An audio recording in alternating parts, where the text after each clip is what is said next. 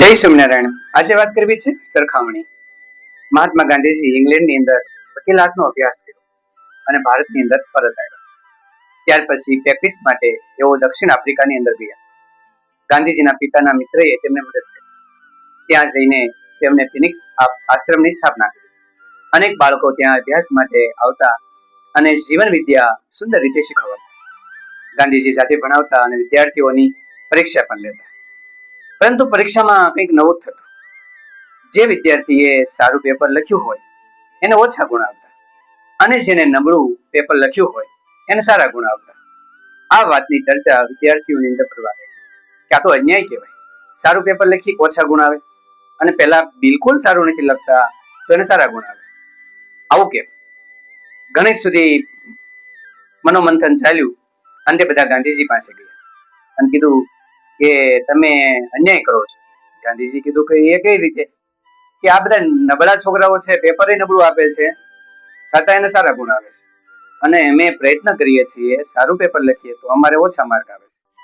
આવું કેમ? ત્યારે ગાંધીજીએ કીધું કે તમે બીજા સાથે સરખામણી કરો છો. જો એ જ વિદ્યાર્થીને હું દર વખતે ઓછા ગુણ આપું તો એ હિંમત હારી જાય, એ નિરાશાની અંદર પહોંચી જાય કે મારે દર વખતે 0 ગુણ આવે, દર વખતે 2 આવે, તો એ જીવનમાં આગળ ન વધી શકે.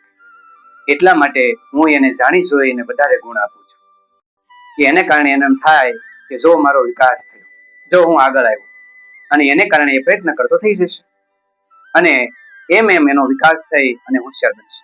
અને તમે તો હોશિયાર છો જ. તમે એની સાથે શા માટે સરખામણી કરો છો? તમે તમારી સાથે સરખામણી કરો કે પહેલી કસોટીમાં જે ગુણ આવ્યા એના કરતા આ કસોટીમાં વધારે આવ્યા છે કે ઓછા આવ્યા છે? મારો વિકાસ થયો છે કે નથી થયો? એવી સરખામણી કોઈ કરી? બધાના ચહેરા બંધ, મોઢું બંધ, કોઈ ન બોલ્યા નહીં અમે તો એવી કઈ કર્યું જ નથી. તો બસ તમારી સરખામણી તમારી સાથે કરો, બીજા સાથે કરવાની જરૂર નથી. એને કેટલા આવ્યા, શું આવ્યા, તમે તમારું કામ કરતા જાઓ, તમે હંમેશા પ્રગતિના પંથે આગળ વધશો.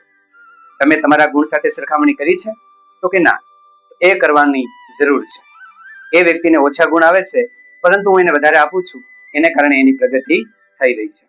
બધા જ વિદ્યાર્થીઓ વિચારતા રહી ગયા કે સાચી વાત છે, જો બીજાની સરખામણી કરતા રહેશું તો આપણો વિકાસ ક્યાં? શું મારે વધારે ગુણ આવ્યા એવો પ્રયત્ન કર્યો? બીજાને કેટલા આવ્યા એની સાથે જોવાનું નથી, મારે કેટલા આવ્યા, હું ક્યાં છું, ત્યાંથી હું ક્યાં જઈશ, એ મહત્વનું છે. તો જીવનની અંદર માણસ પ્રગતિ કરી શકે. અપના પારસ આપ બનો. પોતાનો પારસમણી પોતે વ્યક્તિ બને તો જીવનની અંદર હંમેશા આગળ વધી શકે. વિદ્યાર્થીઓએ ગાંધીજી પાસેથી પ્રેરણા લીધી અને પછી ક્યારેય એવી ફરિયાદ ન કરી કે પેલાને વધારે આવ્યા, મારે ઓછા આવ્યા, મારે વધારે આવ્યા, તેને ઓછા આવ્યા. કશી સરખામણી નહીં. વ્યક્તિ, વિદ્યાર્થી પોતાની સાથે પોતાની સરખામણી કરવા લાગ્યા.